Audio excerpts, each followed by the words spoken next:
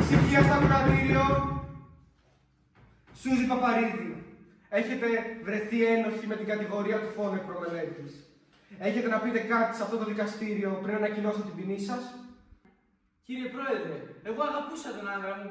Η ιδέα του φόνου, το να σκοτώσεις κάποιον είναι πολύ μακριά από μένα. Κύριε Πρόεδρε, σας συγχαιρετώ, έχετε κάνει μεγάλο λάθος. Κατηγορούμενοι, κάτσε κάτω. Το μόνο λάθος, κυρία Παπαρίδη, υπάρχει μέσα από το δικαστήριο και στο ποινικό δίκαιο.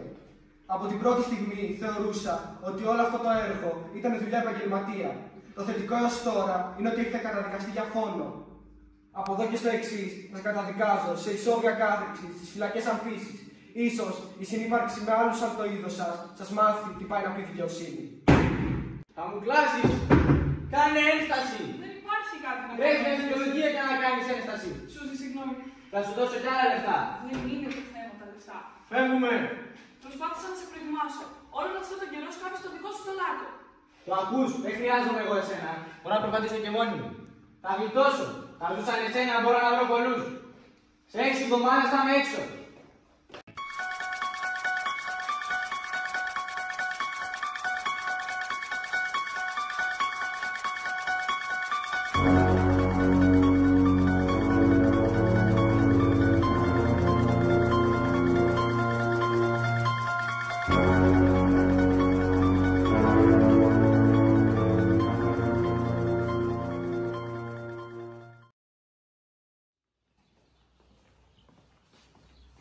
Γεια σας.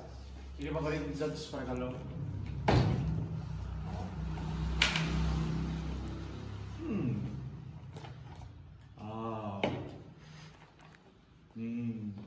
Προσοχή, δεν σκοπεύω να μείνω πολύ καιρό. Ναι.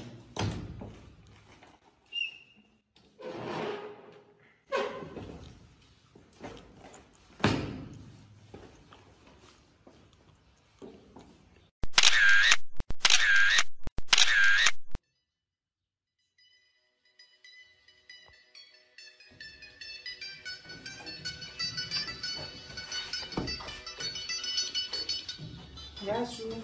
Χαίρετε. Εγώ είμαι η Σούζη. Και εγώ η Βάνα. Πρώτη φορά εδώ, αγάπη. Πρώτη φορά, αλλά δεν σκοπεύω να μείνω πολύ, θα φύγω.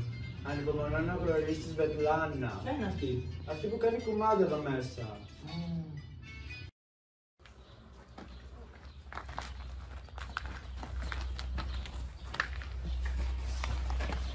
Θες τσιγάρο? Για φέρε.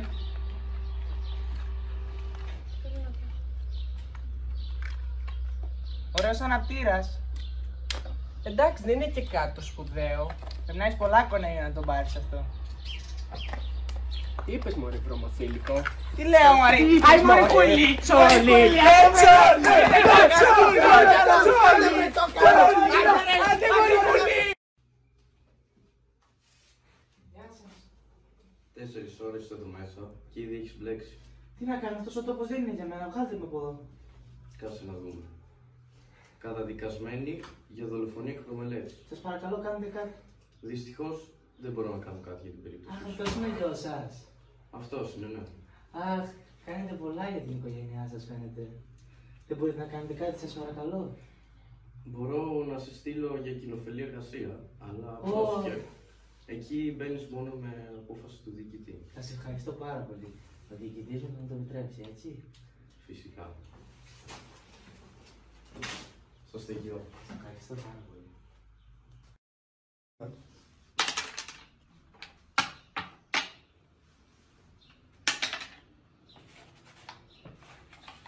Καλά έμαθα, τσακώθηκες. Άστα να πάνε, τσακώθηκα. Με έστειλαν στο διευθυντή.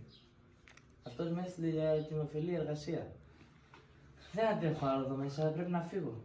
Αγάπη, ο μόνος τρόπος για να φύγεις από εδώ μέσα είναι να πεθάνεις και να σε πάρει το φέρετρο.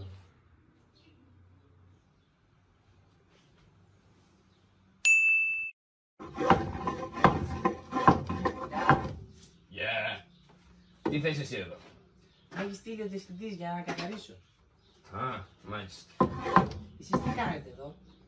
Εγώ κοπελιά ήμουν νεκροθάφτης της φυλακής. Φτιάχνω ένα φέρετρο. Ο νεκροθάφτης, Ναι. Μπορείτε να μου βοηθήσει σε κάτι? Για πες. Έχω σκεφτεί το τέλειο σχέδιο για απόδραση. Κοπελιά, σε 2 μήνες απολύομαι. Γι' αυτό μην με μπλέξεις με αυτά. Μόλις βγούμε από εδώ θα σου δώσω λεφτά. Όχι, όχι. Δεν Θα σου μπορώ. δώσω 1.000.000 ευρώ, είμαι πλούσια. Δηλαδή, τι θες να κάνω. Λοιπόν, άκου. Με τον επόμενο νεκρό, το φέρετρο θα το κάνεις λίγο μεγαλύτερο. Έτσι ώστε να χωρέσω κι εγώ και θα με θάψεις. Μετά από μισή ώρα θα με βγάλεις και θα φύγω. Εντάξει. Περίμενε. Την επόμενη φορά που θα ακούσεις καμπάνα, πήγαινε σε νεκροτομείο και μπες μέσα στο φέρετρο. Έγινε. Από εκεί θα σε πάρω. Οκ.